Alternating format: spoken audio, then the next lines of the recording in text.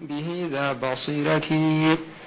أدام إله العالمين بقاءها لخدمات دين الحق أحسن خدمتي وبارك رب العرش فيها وكل من يقوم عليها في نهار وليلة أصلي وأسلم على أفضل الورى محمد المختار ختم النبوة أصلي وأسلم على أفضل الورى محمد المختار ختم النبوة. أعوذ بالله من الشيطان الرجيم. بسم الله الرحمن الرحيم. الحمد لله رب العالمين الرحمن الرحيم مالك يوم الدين إياك نعبد وإياك نستعين اهدنا الصراط المستقيم صراط الذين أنعمت عليهم غير المغضوب عليهم ولا الضالين آمين. اللهم صل على سيدنا محمد الفاتح لما أغلق والخاتم لما سبق ناصر الحق بالحق والهادي إلى صراطك المستقيم وعلى آله حق قدره ومقداره العظيم. ربنا آتنا في الدنيا حسنة وفي الآخرة حسنة وقنا عذاب النار. ربنا لا تزغ قلوبنا بعد إذ هديتنا وهب لنا من لدنك رحمة إنك أنت الوهاب. ربنا اغفر لنا ولإخواننا الذين سبقونا بالإيمان ولا تجعل في قلوبنا غلا للذين آمنوا ربنا إنك رؤوف رحيم. وبعد فالسلام عليكم ورحمة الله وبركاته. أمبل ما سلامو رجو نور الدين ما جرى لا ملك لا بلا جلي تشين مسو دمس أني ما قربا أم بلا جلين فوق أم الله سبحانه وتعالى تنو كعلى بركة ده كسولي كأن كنت محمد كا أنا دونك بلا جلي أنا كصحابو بلا جلي أني ما يقول نومين فوق تاسي جودوما ambe ambangi bawfo kan karamogofo kan kanyemogofo arajo barakelaw nyemaya somogo technicien ambe bela jelen fo lamel kala bela jele malikon ani malikoka ambe dowu nyini awfe ambe do am fana bi dowu ke awye alaka herake annaw bela jelen alaka labanya alaka ankanu ya rabbi allahumma amin. Anga hamina ko dogole ana aywa abangele min ala tabebe ala ka bela jelen ngoya allahumma amin.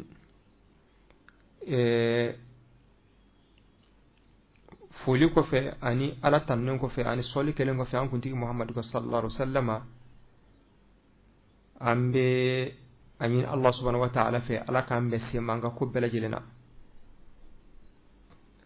wal hanan be ambulo ni ya sigi filana ye an bɛ ka kuma kitabu dɔ de kan kitabu ni a bɛ kuma bid'a kan mafhumul bid'ati wa atharuhu fi idrabi al-fatawa al-mu'asira kitabu in tɔgɔ y'o ye kuma la surunyana a bɛ kuma bid'a de kan bon an bɛ ka kuma sisan muqaddima kitabu tigere ay nyebla minun ke folo yani akado fi sulbil mawdu parce que muqaddima be ke sabuye ka ikado nyoro soro kitabu tigi ka kitabula ma ina fanya foto mena sigi temnena ayre ya ira ka fo kitabu ay disonta ka kitabu indla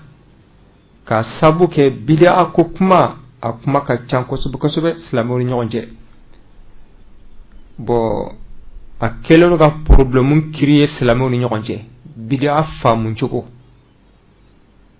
dɔw y'a faamu cogo ɲuman na dɔw y'a faamu cogo jugu la o kuma a ye kitabu in dilan pour que mankan min bɛ silamɛw ni ɲɔgɔn cɛ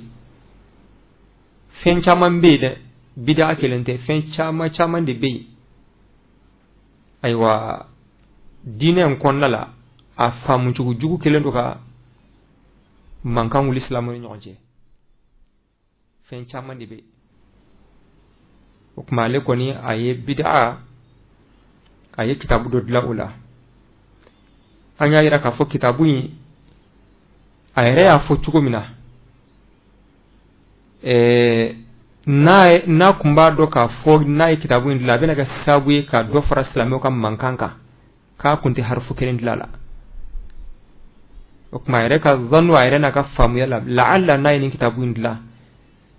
fonyonya mimbe islamo ni nyogonche foka take aywa mankan dina kono ka fendo ke bid'a ka nyogon neni ka nyogon awa ndoya fi al masail al khilafiyya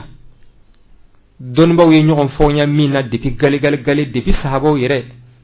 uli nyogon fonya ko dowla kana ci salafu salihuna ma ulu tamase nyogon ndoya amase au niveau ma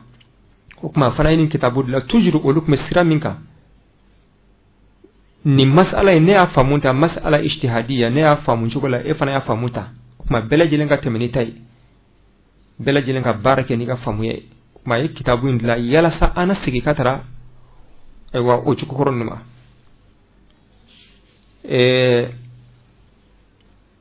ako aye kitabu chaman laje bid'a kunga me ciyar la yin ta soro kitabu nun kono me halbi amalla wasa o kama yere ni bahsu inge aywa bid'a kunga okuma mina kuma min kabi waye al-jadidu fi hadha al-kitab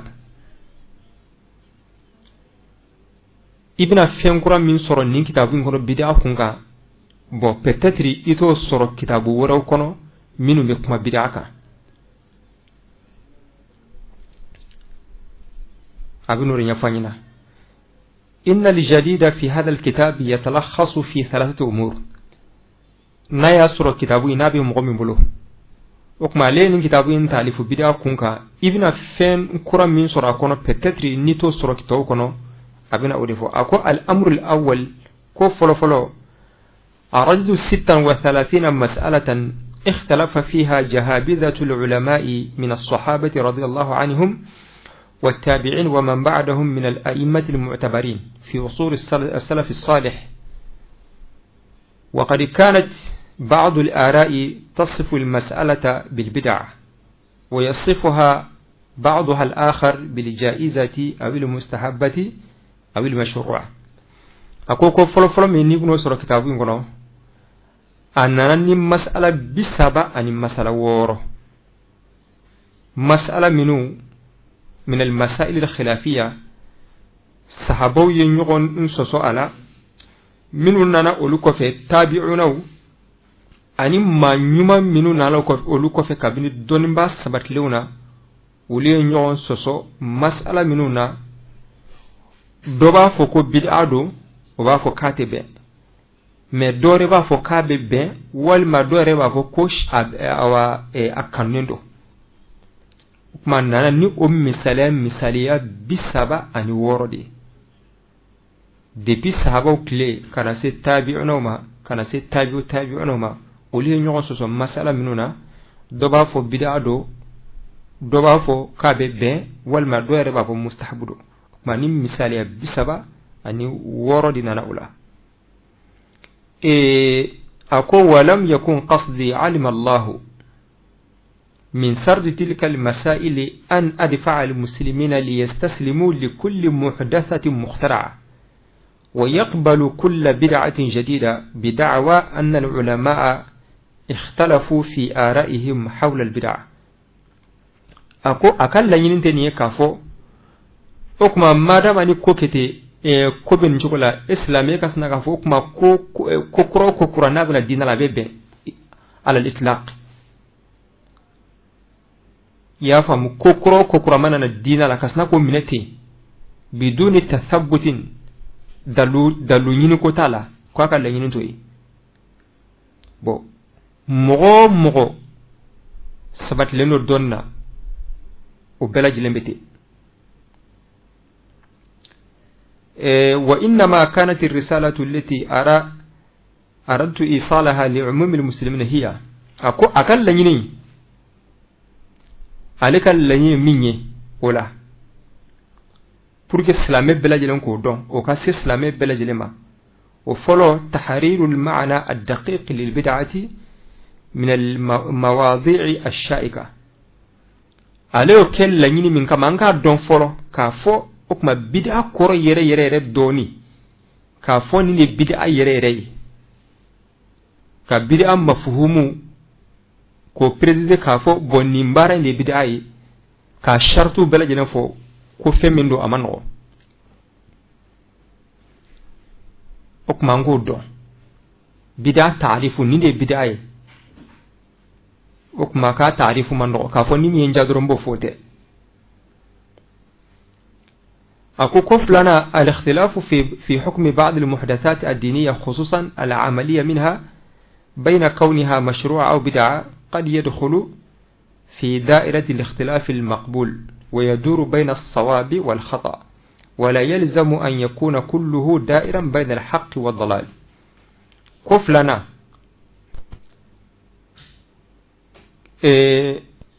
كاردون كافو o kuma ko kura minnu bɛ senti diina la kɛrɛkɛrɛnya la minnu bɛ ko kura minnu ye baara fanfɛla ye parce que al muhdathat naw'an muhdathatun i'tiqadiyya wa muhdathatun amaliya ko kura minnu bɛ kɛ diina la min kun tɛ ka kɔrɔ ko kura dɔ nana de sigiyɔrɔma fila don dɔ bɛ yen nɔ o ye aqida fanfɛla ye hakilina bo dobe no e bara fanfela ye bo bid'a i'tiqadiyya o koni donba belajelen bena ka o la gushilen do kuma flato la mais feminu ye bara fanfela ye o kuma nunu mena bol o de ka o kuma ko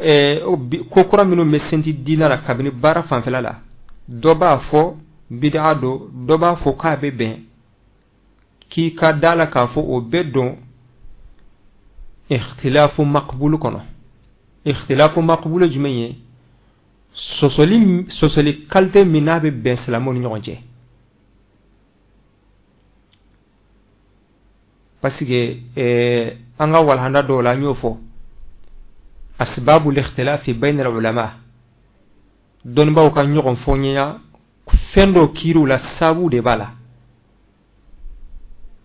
wa sabu num bangelendo o de kama depuis sahabaw yɛrɛ tile sahabaw ye ɲɔgɔn fɔ ɲɔgɔnya fɛn dɔw kɔnɔ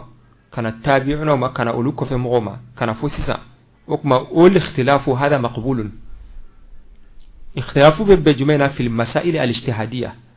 masala minnu ni nɛsi jɛlen t'a la o kuma bɛɛ lajɛlen bɛ dɔnnibaa bɛɛ lajɛlen bɛ kiiri o fɛn kan n'i ka faamuya ye وكو بمرمر بين الصواب والخطأ وكما كوكرا منهم فلنيه ni amaliya do ni bara fanfela do abe murmunu femini ñogonce absege sawaba absege khatawi adob sege sawabay adob sege khatawi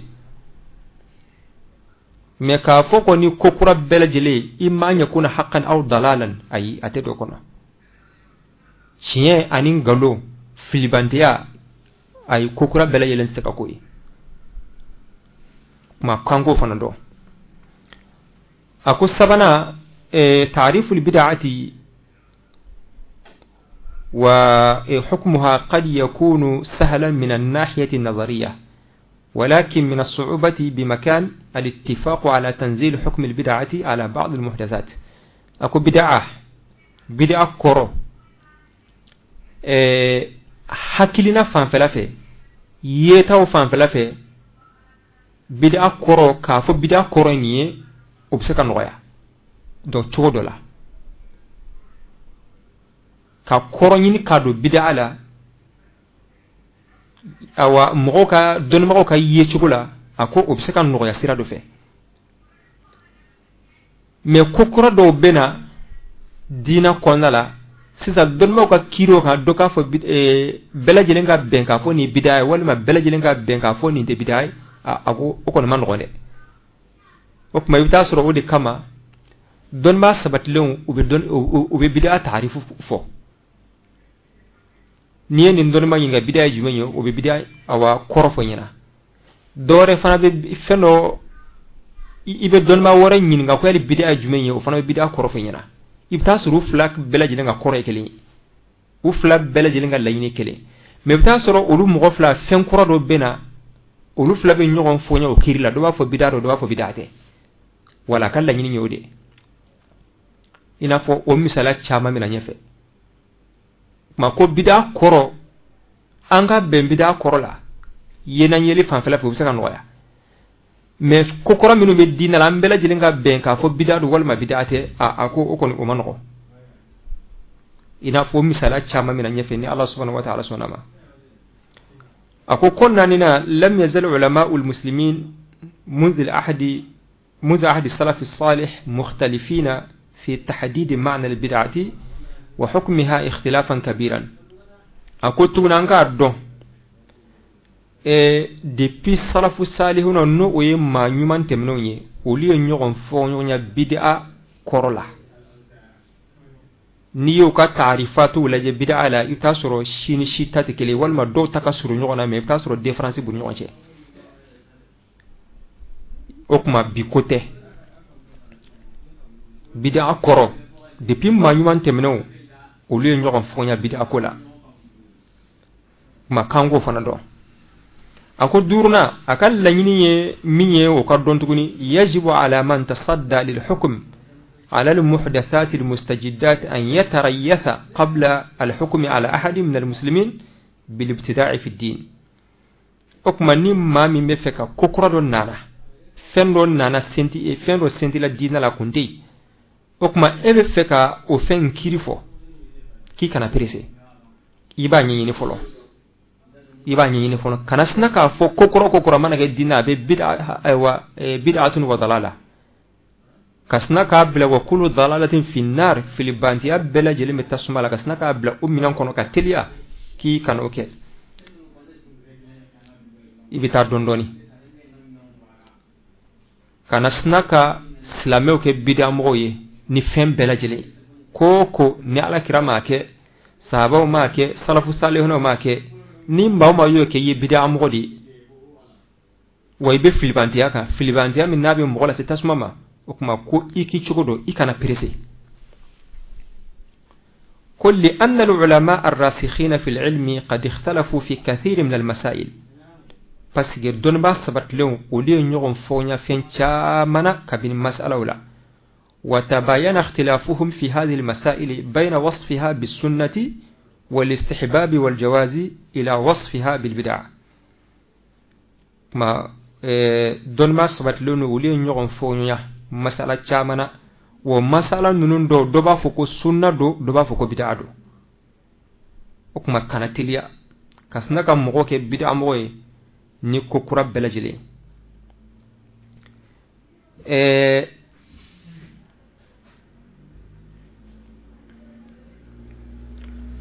فإذا اختلف أئمة الشريعة وسلفوها الصالح في هذه المسائل وهم أسوار الشريعة وهراسها أفلا يكون من الأولى أن يعذر بعض المسلمين بعضا في تباين آرائهم حول بعض المسائل الخلافية الموسومة عند البعض بالبدع أكون كوكيرو جولا حكما منو يشريا نيمو يمنو يدانجلون ما يمان تمنون أولي نيوغن فونيا مسألة دولا دوبا فوكو أولو منو يشريا كوكوي أولو منو يشريا تنغا بغوي أولو منو بكا شريا تنغا ewa tieni ma ka sharia tanga yele manima okuma noli nyogon fonya masala dola doba foko bid'a do doba foko awa adagalendo ma na nyo laje okuma an islameu an kan nyogon kala lazura mine o masala fasugula o masala nyono minu mina dina la aywa min al mustajidat al amaliya man kanga nyema joke ala an kana nyokon ke bid'a moy an kana nyokon sabuta an kana nyokon lebu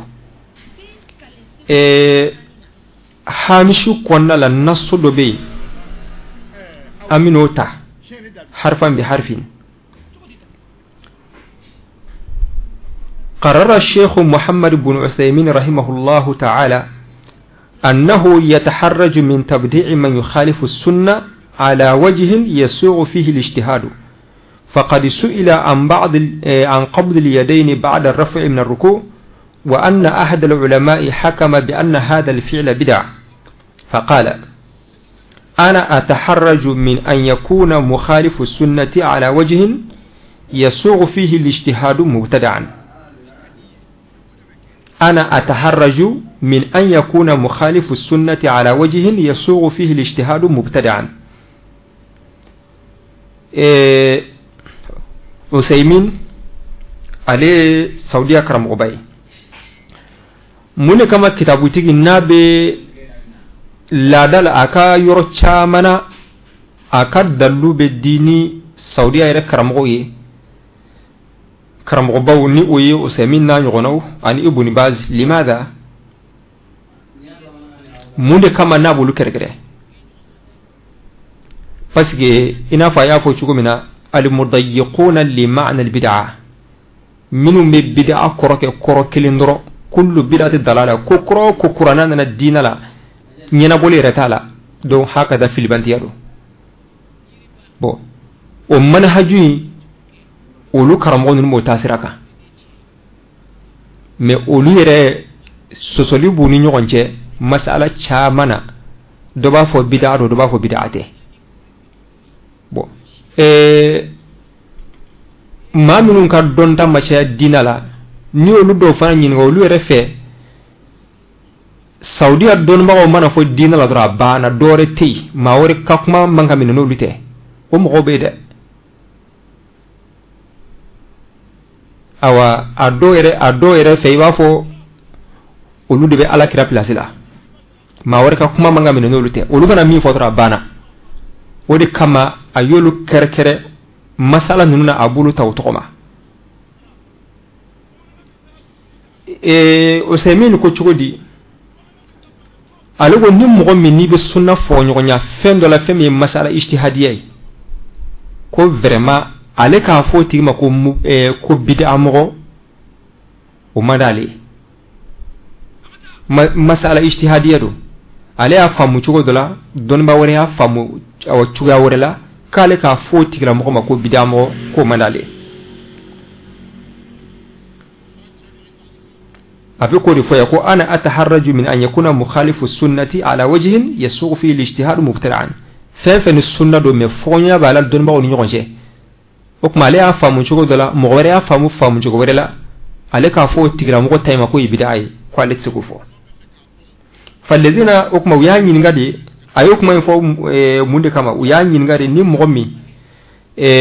bu bolo mine alqabd ba'da ruku ni kumbir ko mine ni wulla ka jo yali bi bolo mine utuguni wa wal ma bolo mine tala uyanyi ngode la parce que wayra fana ye masala do kuma chama bala bolo mine na wa yeren nyoje yala sabat len wal ma sabat len ta kuma kacha uyanyi ngode la bo yali ifseki teke mine rukui ko fewa walma ay tege minati bu ko don ba do yaira ka fo tege mine rukui ko fe ko bidado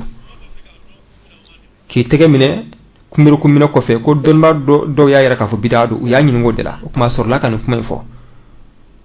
ni mo mi sunna fo nyonya mais sunna min do mas'ala khilafiyya do mas'ala ijtihadiyya do kuma na le ni mo ka hakilna fo nyon ko ka litsika fo tira mo ko bid'a وما فالذين يضعون أيديهم على صدورهم بعد الركوع بعد الرفع من الركوع إنما يبنون قولهم هذا على دليل من السنة كم منهم بوتك منه الركوع كفه نو ولا كجوبوتك منه وبول ما دالم دلو دكا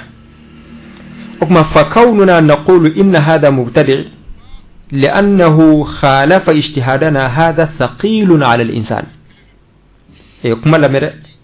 فكوننا نقول إن هذا مبتدع لأنه خالف اجتهادنا هذا ثقيل على الإنسان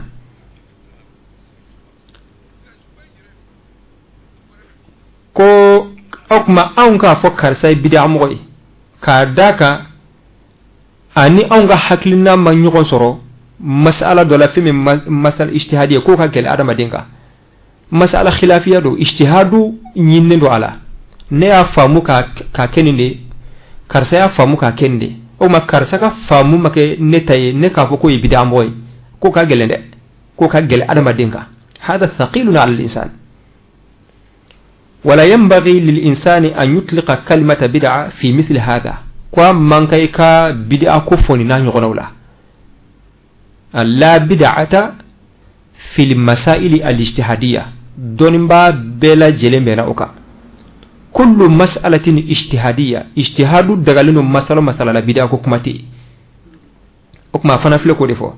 كل لأنه يؤدي إلى تبديع الناس بعضهم بعضا في المسائل الاجتهادية التي يكون الحق فيها محتملا في هذا القول أو ذاك مكان منك أيوة مسألة اجتهادية بدعة كما فوي فاسجي نو كرا دروم مغوبنا نيونغ بدعة مغوي مغوبنا نيونغ بدعة مغوي وافو كارسا بدعة مغوي بون نياجي تمنى فيحصل به من الفرقة ما لا يعلمه إلا الله نو كرا سلامو بنا فرا لا ما شيته ودانوني على يرتي أكما أنفلو لكليلا أنفلو لكليلا كارسا بدعة مغوي موندلا في مسألة خلافية اجتهادية أي واقول لجك أفلك من فوس هكذا نيريالتي دي كنا كانتدو بدعة كما بفوف فين فلاسسا كارسا بدعة مغوي مسألة اعتقادية جمين بالا أبلا جلي مسائل اجتهادية دون باو يون سوسالا دوبا فا بيبي إما دوكا فا بيبي والما دوكا فا تيبي مامي الله سبحانه وتعالى نيمبي أكا كتابو دو بي فتاوى أركان الإسلام صفحة كما سبا أني مغناني وثامين ينفو أكا كتابو دو ركونا كتابو ينتو يكو فتاوى أركان الإسلام فوقما كتابو تيكي كال لنيني مينا أنكا دوكا فوقما بدأ أكوكما كان سناكا مغوكي بدأ موي كان سناكا جيرين كافو كارزا بدأ موي kadaka kabe ka kodo ke ala kira sahabo make okuma ibi nyema jo abe ka fen fasu ko ngi ba suma fendo ma kana snaka giringa kiritike kuma imbela jele mbode no fe ako ko worona ankanga mindo tarshidu sabab as-sahwa al-ghayrin ala ad-din وتحصينهم من فعل ما لا تحمد عقباه بسبب فهم ضيق للبدعة كلاندو دونينو دمسو أكل لني كو جيده كو حكلي دايله يا فامو منو كحامي وكا دينا كتانيه سلامة بلا جل سلامة يوم بلا جل حاملون وكا دينا كتانيه كا دينا كدمه ika dina ka kisi bid'a juguma me aka ke nyama joka ne fo ka sinzi doni sabat lende ka fo ka sinzi hikma de ka fo ka sinzi kodone ka na ma sinso dola jenen ka dor contraire avec balawde e wa fi be ka joka suri be ka chide e wa fi be ka nyebo ka suri be ka nyakamine ina fo salama be o dankunde labbi chaman be no o kona le be ka salama de mede chaman be ka sura le be ka salama kelede chaman be no kona le be ka salama nyebo ka sura be ka be nyakami o ka chawa qawla bi ala ka salama e wa kishi ala ka salama tanye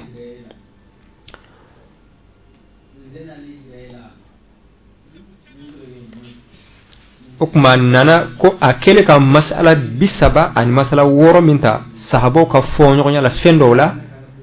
doba fa bebe doba fa tebe doba fa bid'a doba fa bid'ate ako aye anana no masala ni kumin kama okuma kan la yini minye o ka sabati o flani fen woro yi an min fossa okuma al amr thani ko wore ko ibna kura woro min sura kitabu in kono aka chala ito soro kitabu to kono minu me kuma bid'aka ناقشت 20 مسألة في المسائل المحدثة في الدين مما لم يفعله النبي صلى الله عليه وسلم ولا صحابته الكرام رضي الله عنهم بل إن كثيرا منها لم يفعله السلف الصالح من بعدهم أكو أننا مسألة مغامرة فمنون كرا الدين لا كوكرا منون سنتلا الدين لا على كرا صلى الله عليه وسلم ماك ساكا صحابو ماك هاري السلف الصالح ويرى منون نانا أولوفنا كوفي أولو سونشاما ماك يفهم. ومع ذلك فإن العلماء المشهورين بتضييق معنى البدعة وهم الذين يعتقدون حرمة كل محدثة جديدة ذات صلة بالدين قد اختلفوا في حكمهم عليها بالبدعة. ففي الوقت الذي يحكم بعضهم على تلك المحدثات بالبدعة فإن بعضهم الآخر لا يرى بأسا في مشروعيتها والإقدام عليها والمشاركة فيها ورعايتها وممارستها على نطاق واسع. أننا مسألة مغنية مسألة كوكرا دوكرا الدين لا مثاليا مغا أما كيرا كليلا كيرا ماكي أغا صحابو ماكي هر سلف صالحنا دو ماكي ميو بنا تاوتا مغمنون دوني دو كافو كوكرا بدعادو في مننا الدين لا كوكرا أبي بدع ودلالة وفلبانتيادو أولو مغكلون دي أولي نيغون سوسو مسألة ننونا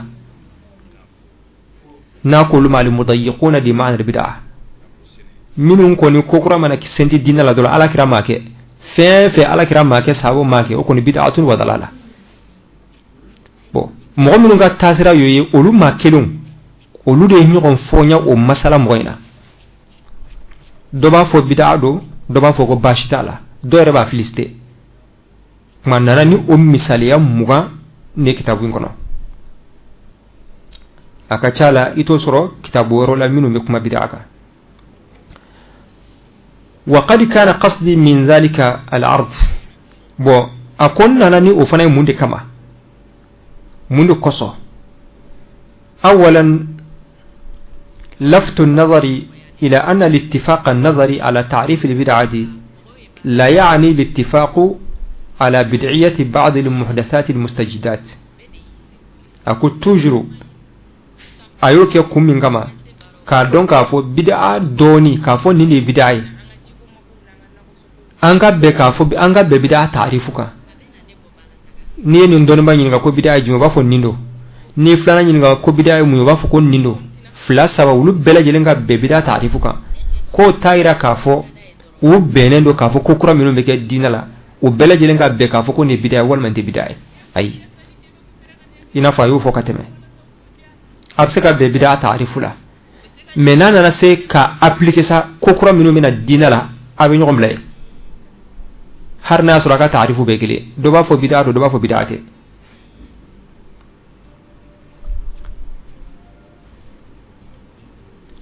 وأنه من الصعوبات بمكان الاتفاق على تنزيل حكم البدعة على بعض المحدثات المستجدات حتى عند العلماء المضيقين لمعنى البدعة وهم الذين يحكمون ببدعية كل محدثة دينية جديدة وكما kokura minun beke dina konna la bela jelenga benka fuko bid'a do ako manro hatta inda ulama al mudayyiqin lima bid'a har ma minun ga tasire ka kokura bela jelenga filibante ay ulira ma bewla ako anori misalabi na nyefe misali muka minun ga mande haliyoyi kokura bela jele filibantiya mutlaqan ani masala mugamina kitabu ngono ulire mabiala أكو سبنا وأن بعض المسارعين إلى تحريم كل محدثة دينية جديدة قد لا يكون حكمهم عليها بالبدعة منطلقا من تأصيل شرعي ثابت مضطرد مؤمن متريا تغني كافو كوكرا بك الدين لا بيف لبانتيا كابك حرامي قولا واحدا أكو أتشامن بينو يبتاسرو umuka kirin fo ku bulumara dalu min sabatlendo tasoro koni afora koni mi adalu jimenye e koni bid'atun wa dalala ni haramu parce que ala kirama ke sahabo make haramundo naam ikoni ya fi dala me ka dalu jimenye to ta sura chama be no ta sura dalu sabat len tubulo aku bal qad yakunu hukmuhum عليها بالبدعة قائما على واقع البيئة التي يعيشون فيها ta sura chama tayre ubes sigiro mina ka foni bid'a ni bid'a ta sura ba foka be ka sigiro ke chugodima فما ألفوه من المحدثات المبتدعة في مجتمعهم فأفتى بمشروعيته علماؤهم فهو الجائز الذي لا شبهة فيه عندهم وما تعارض مع عاداتهم وتقاليدهم فأفتى ببدعيته علماؤهم فهو الحرام الذي لا شك فيه عندهم okuma ibitasoro ulu kafoni bid'a ni te bid'a ibitasoro chamana wafuka bewka yoroke chugodima min nuka larabe nyokonta o kal lara bulla femenunka o ka donba ye fatiwa ke ka faka be ben har na yasoro ye kokura de ala kira mata sabo make o bobo bid'a kono o bebe me na yasoro femin nuka lara te nyokonta o kal lara te ya fam o ka donba ye fatiwa ke ka fo ye bid'a de o kuma wodi bid'a siga fo ita la qawlan wahidan ako alera kon ga famun chugula المضيقون لمعنى البدعة منو يكوكرا بلا جلنج حرامي بدعة قولا واحدا أكون ني نمبو على أتوبي تويا منو كتابلو بنيونتا نو كدونبا كو بيبي أبانا وبس سما كبو بدعة من أنكون هر ناس ركرا ما كسابو ما كي mais fen fen ni on luka lara o no luka lara te nyonta o luto do o ka donba o mapma ka wal mo ka donba ko bid'a do abana kasoro lu yere be ka min ke kasoro ano begele ina fo misala bina ni ala sona misala chama be kitabu ngono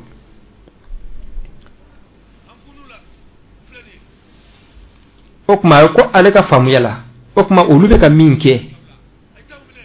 ni oye olu ka laade u degele ba kella o ka donba ko abebe o bora bid'a minan kono ko ke sunna walma ko ke jaizu walma ko ke mashru'i kasro olu de ko kullu bid'a kullu muhdathatin dalala olu de ya famu ka fo ko na sentra dinala abbe filbantiari abbe lajile haramu ko na sentra dinala ni ala kirama ke o kera haramu parce que ko ala kirama ke لم يفعلها السلف الصالح نو ماكي وبمو فو وهو لو كانت خيرا لسبقونا إليها فلما قام مقتضاها وانتفت موانعها وتركها السلف الصالح دل ذلك على حرمتها ما كوكرا نانا الدين له على كرام ماكي صحابه ماكي kasoro asabu kumbe sabu ko mbega kumin kama o kumbe ala kira ka watila akume sabo ka watila wa fen foite min kumbe saka keli bali no bena tawta sabo yayi ka tuyi ala kira yayi ka tuyi kuma ko bela jile haramu nasuro hera do o lukme an ko ala ninde ko qaida okuma ko nakirati famin samma faqad kana al mutawaqqa minhum فقد كان المتوقع منهم أن يحكموا على تلك المحدثات بأنها بدعة ضلالة نيكو كراتي ولو بك مينكو مغور بك مينكو كيري دي كان بولي كافوا بفلي بانديا دومانغا توموكا بو على كادوتوي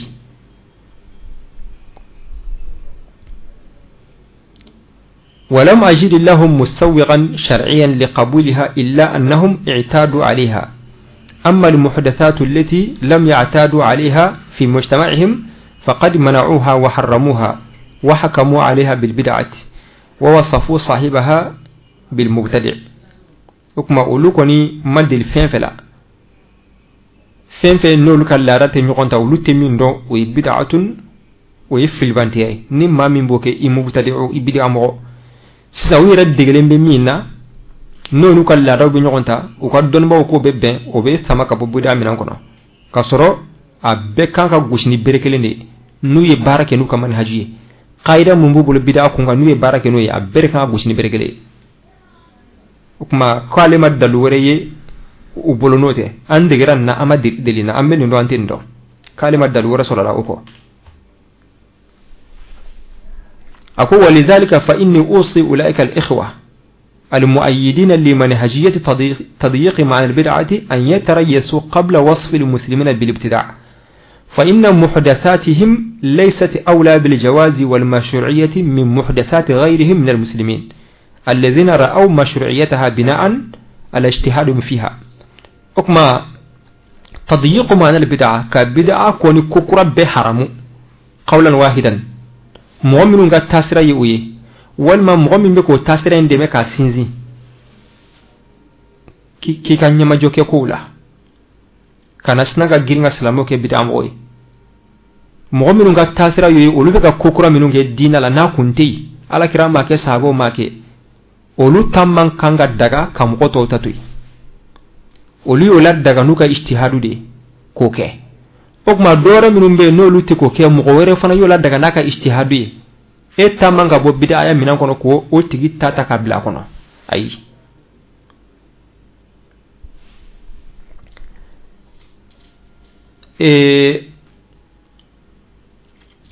kokura manana dinala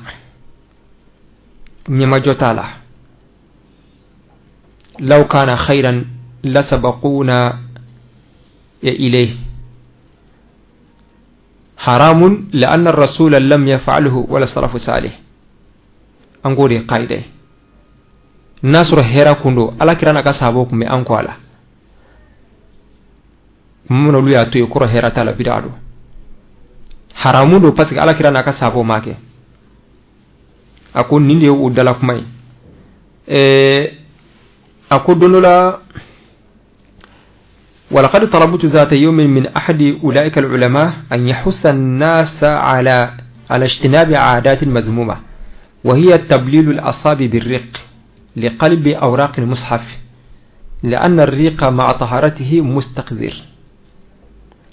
ولا يحب إنسان أن يقع على بدنه ريق شخص آخر وكتاب الله عز وجل أولى بالتكريم والتعظيم فأجل طلبي مؤمن قد تاسر إني كفالا كرام ماكي صحابو ماكي فين كوكرا حرام وبدع بس على كرام ناكا صحابو ماكي أكو مؤمن قد تاسر ويدندلا على أن يدوفي أكا كما مغوفي يفتاسر ني دوبي نوبي كورونا كلا وود دجي كورونا لا وود دجي كوتكلا نوبي فيكا كورونا فيه يلما نوبي فيكا كورونا فيه يلما وبي دجي كوتكلا بوركي بابي يلما لكا نويا ako ale anyini o donman nondo fe ka fo aka kuma aka mo kanake parce que daji har na yasura ka sini mais daji nyiki to fende erate son mo re daji ki farla ibe nyigala o kuma koma ibe son ka daji ka qur'ana la ya famu bo donman e kwa sona ayale ka ayan ale min foy asona sisa ka to aka wajil konnala sisa bena dalu de di mi bara ka fo ka daji ke tegala ka fi be korona fi yelma ko haramuno ako wa min al adillati ala hurmatihi ay hurmati tablil al isbi anna nabiy sallallahu alaihi wasallam lam wa sahaba radiyallahu anhum lam yaf'aluhu walau kana khairan la sabaquna ilayhi ya ka daluye ko ka daji ke tegala ka korona yelma haramudo ka tebe ay dalu min fo ala ko parce que kwala kira make sahabo make ko na sura hera kundo oluk me an kwala nin kala lera ko ni sigile nyana parce que ala reke sabu ka karamo imbla wajulla dalu min bala o dalu le flene kwala kira make sahabo make ko na sura hera kundo oluk me an kwala ako fansaraftu muta'ajiban min kalamihi ala re yela maka chela ala re kaba ko yala إذ لم يكن للصحابة رضي الله عنهم مصاحف يقلبون أوراقها ولو كانت فلم تكن ذات ملمس رقيق كما صحيفنا بل لم تكن الآيات مجتمعة في مصحف واحد وإنما كانت متفرقة عند عدد منهم فجمعها زيد بن ثابت رضي الله عنه من الرقاع وقد تكون من جلد أو ورق أو كاعد ومن العسب إلى آخره أليري لما كتشيلاجي تشيلا كوني بكا مين كون فو تشيدو داجي مانكي قران لا مي فلكا فو مي يا دالي إتيميري كا دالينا ego ko ala kira ma ke sahabo ma ke ko nasura hera ko luk man ko ala est ce que qur'an min flam bulo qur'an ko bulo wa qur'an min flam bulo qur'an ko ndolu bulo oluga qur'an min ko musebene mbolu bulo awa tamaro furawni awa fara nugumawni ona nyono bo har nasura ko ani wolo donc il ka kuma mawdu min ko nga c'est vrai na am mo ma kida to qur'an la mais ka fi bi ka dalu ko ka ko sahabo ni ala kira na ka sahabo ma ke nasura hera ko luk man ko ala est ce que an go qur'an no lu tay kelin an fle daji kan tigala tugo mina ka qur'an fi yele ma ulukul la fitola parce que uluka qur'an sebene be femina o te la fiola har nasura manga ke o kuma fo ku minye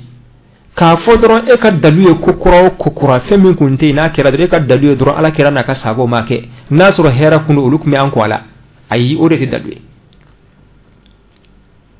wala kuma fo ku ni de kokura ne ala kira ma ke haramudo bid'a do filibandiaro kada ka ala kira na ka sahabo ma ke nasura hera ko uluk mi an ko ala uluk ma ke ka ko ye o de dalu wala kuma lanye odi hukuma ko al-amr salis ko kura mimbe ni bino o soro kitabu in kono no te soro bid'a kitabu to kono ayra ka famiyala ako aqadtu faslan fi nihayat al-kitab lil muqaranati bayna thalathi mustajidatin diniya ay ko sababeno a bela jele kokura ala kira ma ke sabo ma ke a bela jele be dukolo kabi o kuma bena o fen saba suma nyoma o fen saba min ye kokura beke bidai ka beke filibantiye a bebe tasuma kono o ya doke o sonna do mo maso doma o kuma sina le bena fen saba ne compare nyona ka laje nasro difference bu nyonje wal manasro difference te u nyonje الأولى محدثة الاحتفال بالمولد النبوي فلو ويكا مولد فيتي كان نسو جانا على كرا ناليه كالا كرا ني على كرا كبانغ واتي سيرا كان نسو جانا كالا كرا كسيرا كالا كرا كفسمنتيا فو كالا كرا تنو وي فلو والثانية محدثة صلاة القيام في العشر الأواخر من رمضان سنغلو تنلبا تهجدو doba fo salatul qiyam me aldone be an feni tahajjudi sungolo talaban dugula fa na wuli ka nyogon dalaje ka sedi o kuma abina kuma o fanaka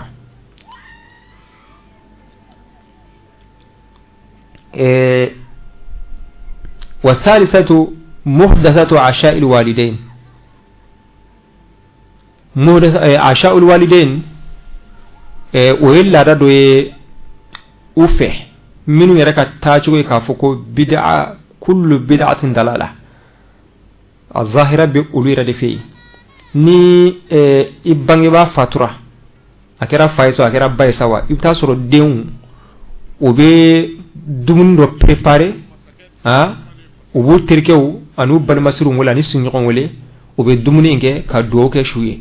bo ani min ga suru an fe ina fo sarabo wal mabina ni no ya famu anuri ka suru an fe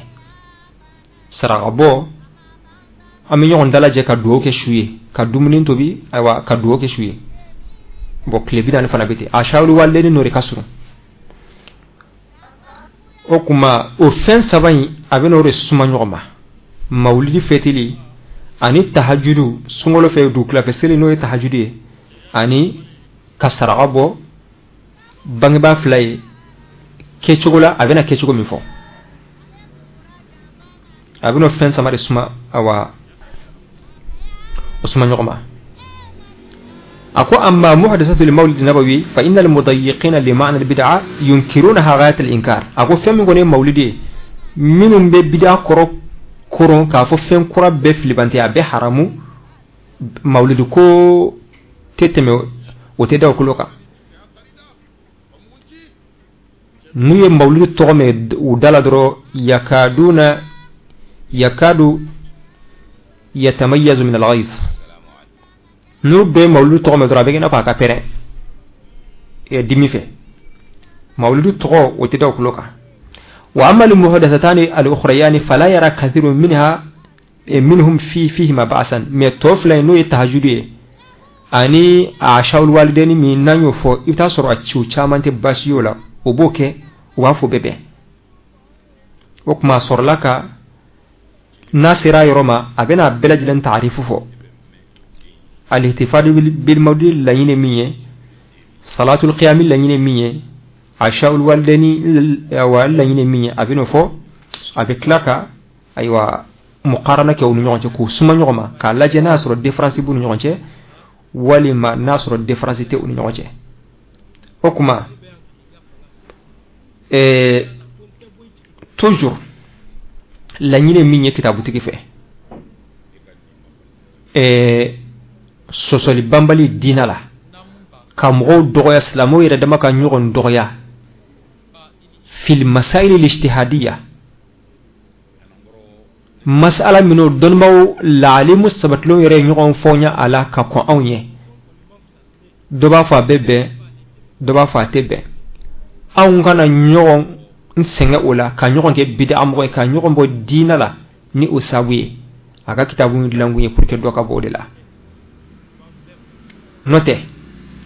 ma si tɛ sɔrɔ silamɛw la silamɛ ɲuman na k'a fɔ k'i bɛ bid'a félicité i y'a faamu bid'a i n'a fɔ a yɛrɛ bɛna kuma o kan at-tahziru min al-ibtida' o bɛ a ka kitabu in kɔnɔ ka mɔgɔw bali bid'a jugu la ka mɔgɔw bali bid'a jugu la